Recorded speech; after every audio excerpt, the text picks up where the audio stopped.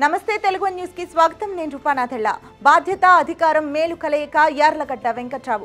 అధికారం అంటే భరితెగింపు కాదు, అధికారం అంటే పెత్తనం కాదు, అధికారం అంటే బాధ్యత।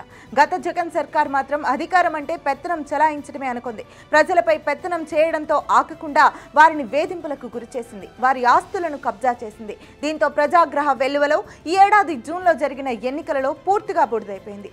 జనం తెలుగుదేశం కూటమికి పట్టం కట్టారు। చంద్రబాబుగా ముఖ్యమంత్రి అధికార పగ్గాలు చేపట్టారు। దీంతో ప్రజా ప్రతినిధులు ఎలా ఉండాలన్న దానికి ఆయన ఆదర్శంగా నిలిస్తే ఆయన ప్రభుత్వంలోని మంత్రులు తెలుగుదేశం ఎమ్మెల్యేలు ఆయన అడుగుజాడల్లో నడుస్తున్నారు।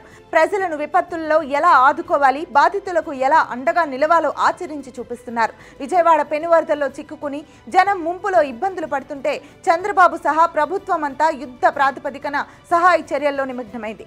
ఎవరికి వారు అందరూ ఒక్కరిగా నడుం బిగించి సహాయక చర్యలు చేపట్టారు। అందులో భాగంగానే గన్నవరం ఎమ్మెల్యే యార్లగడ్డ వెంకట్రావు ముంపు బాధితులకు ఆహారం అందించడాన్ని ఒక మహాయజ్ఞంగా భావించి చిత్తశుద్ధితో మొక్కవోని సంకల్పంతో కొనసాగిస్తున్నారు। ఆదివారం వరకు 1,00,000 మందికి ఆహారాన్ని అందించిన ఆయన ఈ అన్నదాన మహాక్రతువును సోమవారం 2 లక్షల మందికి ఆహారం అందించేలా విస్తరించారు। క్షణం తీరిక లేకుండా, విరామం లేకుండా భోజన ఏర్పాట్లు చేస్తున్నారు। వరద ప్రభావిత ప్రాంతాల్లో పర్యటిస్తూ బాధితులకు ఆహారం అందిస్తున్నారు। బాధ్యత ఉన్న వ్యక్తుల చేతిలో అధికారం ఉంటే ఆ అధికారం ప్రజా ప్రయోజనాల కోసం ఎలా ఉపయోగపడుతుందో కళ్లకు కట్టినట్లు చూపుతున్నారు।